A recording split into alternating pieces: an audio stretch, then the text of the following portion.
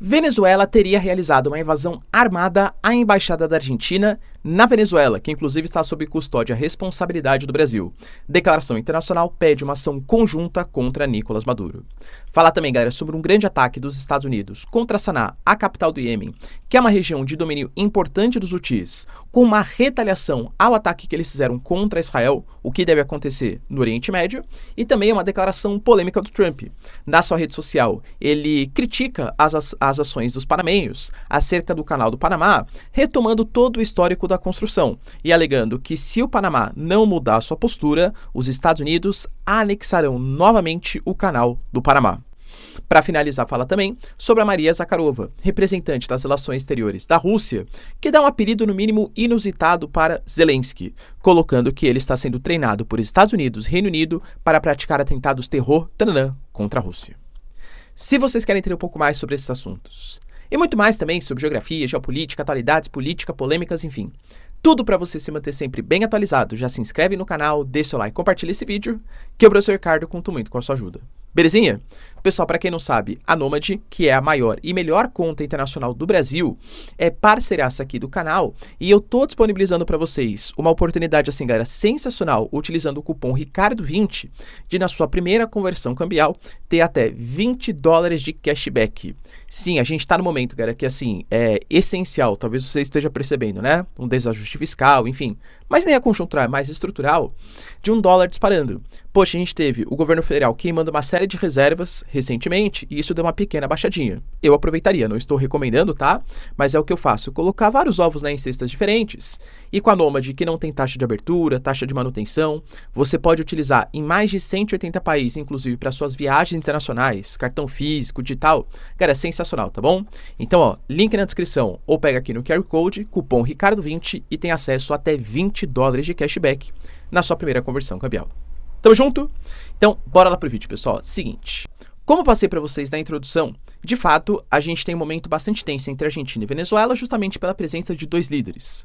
O Nicolás Maduro como o principal representante da esquerda na América Latina e o Milei como o principal representante da direita na América Latina, inclusive um grande aliado dos Estados Unidos, principalmente com o próximo ali governo Trump. Por conta disso, já tivemos críticas, confisco de aviões, problemas aí diplomáticos. E o último caso, né, mais grave aí, com o não reconhecimento do processo eleitoral venezuelano pela Argentina, a Argentina teve um breve momento ali, né, um rompimento das relações diplomáticas, pelo menos no futuro próximo, enquanto Nicolás Maduro ou Milei forem presidentes aí dos seus respectivos países. Com isso, a Argentina abandonou a embaixada e deixou claro, Brasilzão, fala assim, Brasil, você que tem uma interlocução um pouco melhor com o governo Maduro, pode tomar conta para mim? O Brasil falou, tamo junto. Só que tem um problema. Existem alguns membros, alguns parceiros da Maria Corina Machado, que era a grande líder da oposição, junto com a Corina Iores, com o Edmundo Gonzalez, que estavam sendo perseguidos pela justiça venezuelana. E a Argentina pegou esses representantes e colocou, galera, sobre asilo ali na sua embaixada. Ou seja, o Brasil está hoje arcando com essa responsabilidade. O que a Venezuela faz então? Ela, claro, há um princípio da não violabilidade, né, das representações diplomáticas, então a Venezuela não poderia invadir a embaixada para prender os assessores, as pessoas próximas a Maria Corina Machado. Mas a Venezuela começou a fazer um cerco, começou a cortar fornecimento de água, cortar fornecimento de eletricidade e boicotaram os militares, né, ou aliás, os assessores ali, as pessoas próximas da Maria Corina Machado. Com isso, já houve uma série de críticas da Argentina em relação à postura venezuelana, alegando práticas de tortura, enfim, tanto psicológica como real mesmo, por questão de privação da água, eletricidade, alguns confortos básicos. A denúncia que está acontecendo agora, de novo, galera, não é comprovado, tá? Mas que militares teriam invadido a embaixada argentina, que inclusive coloca o Brasil no meio desse problema, porque o Brasil hoje está sob custódia, né? Está sob responsabilidade dessa embaixada. Militares armados teriam invadido a embaixada e pegado inclusive um homem.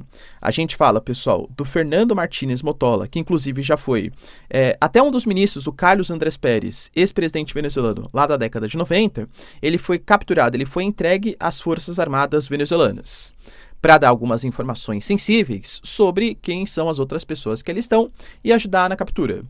Isso, de novo, a Venezuela não confirma, tá? Mas a gente teve um grupo, cara, de 27 integrantes da chamada Iniciativa Democrática da Espanha e das Américas, que fez uma declaração pedindo uma ação internacional imediata, tanto para a União Europeia, para a OEA, Organização dos Estados Americanos, ou até mesmo para a ONU, alegando, cara, que a invasão à embaixada em Caracas, aliás, da Argentina em Caracas, coloca em risco as pessoas que ali estão e desrespeita o princípio da inviolabilidade diplomática.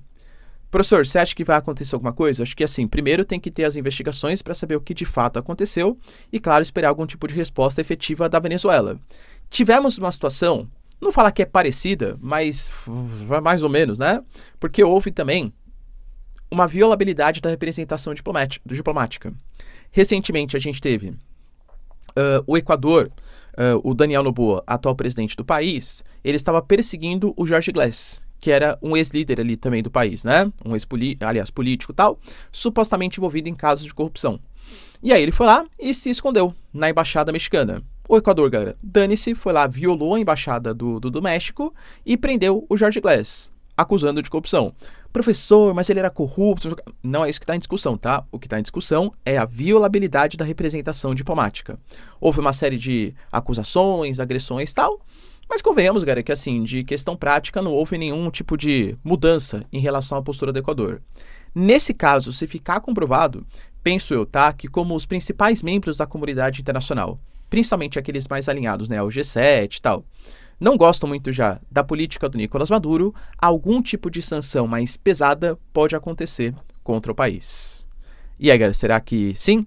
Lembrando que o Brasil, de novo, né, ressalto para vocês, tem um grande peso nisso, porque hoje quem está sob responsabilidade desse corpo, né, de representação diplomática é o Brasil. Ou seja, a Venezuela também teria desrespeitado um princípio brasileiro, né? Lembrando que não é que a diplomacia ali, né, a embaixada, por exemplo, ou o consulado, ele é um território brasileiro ou argentino na Venezuela, continua sendo venezuelano, mas existe uma convenção que faz a delineação, cara, que não pode ter um ferimento, tá? Mas, enfim, é território da Venezuela. E aí, será que vai ter alguma consequência para os venezuelanos? Deixa aí nos comentários.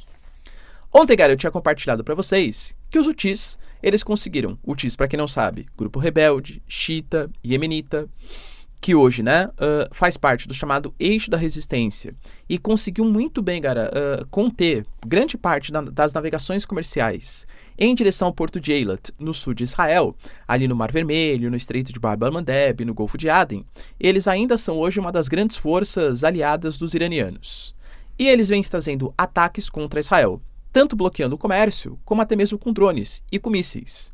Até citei para vocês que Estados Unidos e Reino Unido, por exemplo, fizeram a chamada Operação Guardião da Prosperidade, que é a ideia, galera, de tentar livrar aquela região de navegação super importante para o comércio internacional, para que Israel pudesse negociar, e não só Israel, mas outras grandes transportadoras do mundo que evitavam passar. Lembrando que você tem uma conexão até com o Canal de Suez. Galera, aquela região, né, do Mar Mediterrâneo, Canal de Suez, Mar Vermelho, Estreito de Bab el-Mandeb, pois isso é muito significativo para o comércio internacional.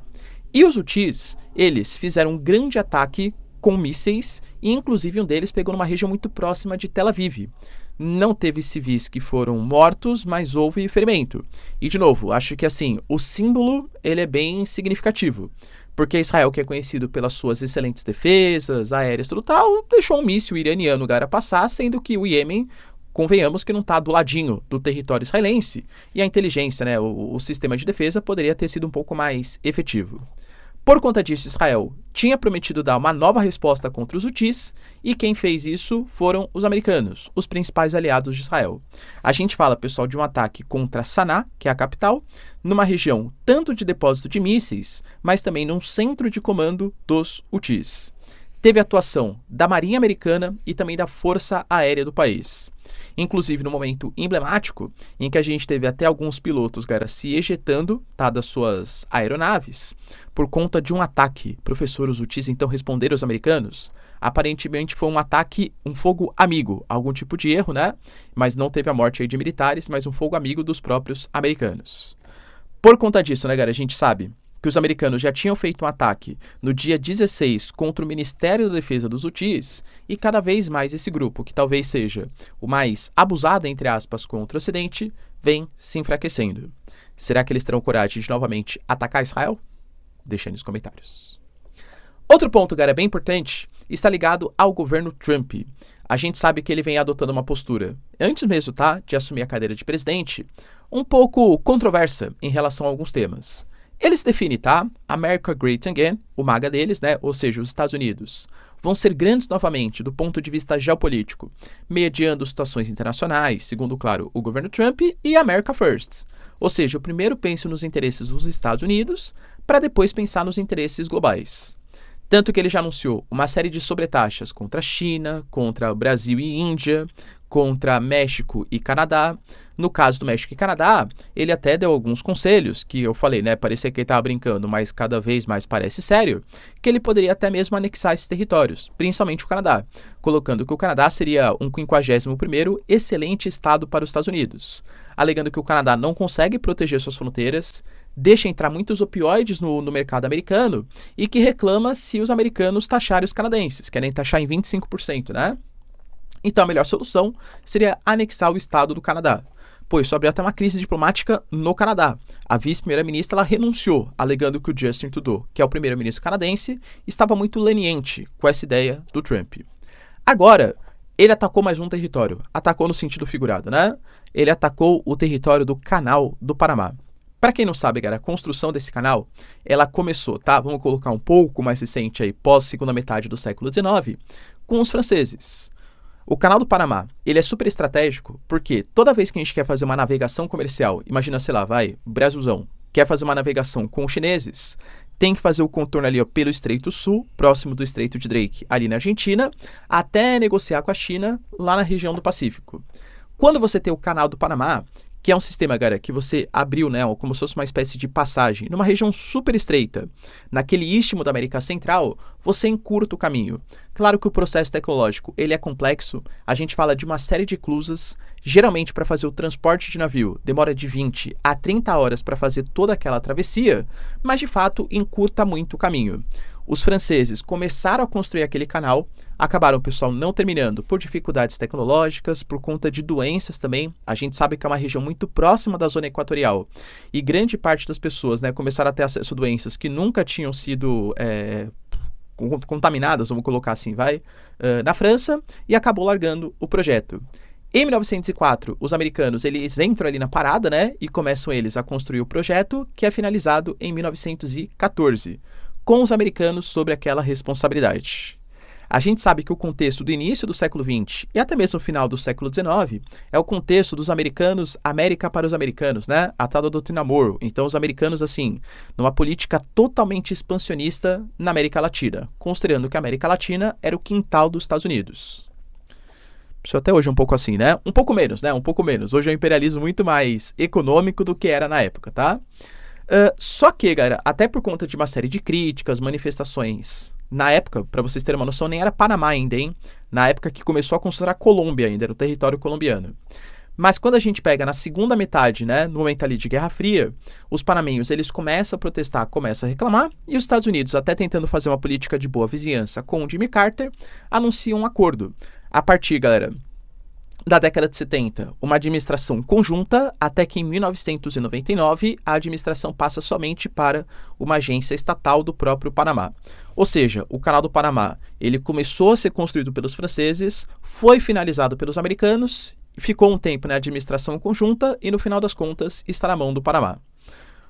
O Trump, ele alegou primeiro, tá? Que foi uma grande tolice do Jimmy Carter fazer isso, alegando que era um canal que teve, assim, um custo gigantesco para os Estados Unidos, tanto do ponto de vista financeiro quanto também do ponto de vista social. Eu citei para vocês a questão das doenças, por exemplo. Ele fala, pessoal, que houve na época cerca de 38 mil mortes de americanos que ficaram contaminados ali com as doenças próximas do Canal do Panamá. Ele alega também, galera, que hoje os americanos representam mais de 70% de todo o comércio que passa pelo Canal do Panamá, só que infelizmente hoje, o Panamá tem uma ligação muito próxima com os chineses e o Canal do Panamá traz muito mais benefícios para a China do que exatamente para os Estados Unidos. Alegando que apesar de ter 70% do comércio internacional, as taxas que os americanos pagam para usar o Canal do Panamá, elas são ridiculamente altas. Então, algumas frases foram bem fortes, tá? Galera, de fato ele colocou, né, se os princípios, tanto morais quanto legais, desse gesto magnânimo de doação não forem seguidos, ou seja, colocando, né, que foi uma doação muito bondosa dos americanos, a gente vai exigir que o canal seja devolvido na íntegra e sem questionamento. Ou seja, se o Panamá não colocar menos taxas para os produtos americanos passarem pelo canal do Panamá e talvez sobretaxar produtos chineses, o Trump alega que ele quer reconquistar o canal do Panamá. E agora, será que há espaço geopolítico para isso hoje? Claro, do ponto de vista militar, mas não tem a mínima dúvida, né, que os americanos eles são muito mais poderosos do que o Panamá. Será que isso não sofreria sanções internacionais? Na minha concepção, tá? Tanto no caso do México, como no caso do Canadá, como no caso agora do canal do Panamá, é tudo, como o caso da OTAN, por exemplo, que vai obrigar a gastar agora 5% do PIB, é tudo declaração antes de ser presidente para pressionar que os seus objetivos sejam atingidos. Talvez eu esteja errado, espero que não, tá? Mas eu não acho que ele tem realmente a intenção de anexar de novo o canal do Panamá, que hoje já é uma controlada, né, por uma agência do Panamá e por motivos óbvios, né? Está no território panamenho. Acha, pessoal, que o Trump anexaria esse território? Para finalizar, a gente teve também Maria Zakharova, para quem não sabe, né? Uma representante da Rússia das relações exteriores, dando um apelido no mínimo polêmico para o Zelensky. Ele chamou o Zelensky de Osama Bin Zelensky, né? Por que isso? Alegando, galera, que na época, não posso falar essas palavras aqui no YouTube, né? Mas senhor, barbudo, sabe o que eu tô falando, né? Enfim, ele foi treinado pelos britânicos e pelos americanos para praticarem atentados contra civis. A mesma coisa que o Zelensky está fazendo. Professor, como assim? Ela estava reclamando muito sobre o ataque que foi feito da Ucrânia contra a região de Kazan, que foi um ataque que foi feito contra um edifício, contra uma área de civis, causando danos locais, e alegando que armamentos, equipamentos, treinamentos estão sendo cedidos pelo Ocidente, assim como foi no passado, e que talvez se volte contra o Ocidente, assim como foi no passado. Segundo a Maria Zakharova, né? A gente tem, galera, o Zelensky se tornando chefe de uma célula terror que mata civis e que, da mesma maneira como o Bin foi também preparado pelos britânicos e americanos, o Zelensky também está sendo. E aí, concorda com essa a afirmação da Maria Zakharova? Deixa aí nos comentários, quero saber sua opinião. No mais, galera, se vocês curtiram o vídeo, tamo junto, beijos, abraços e tchau, tchau.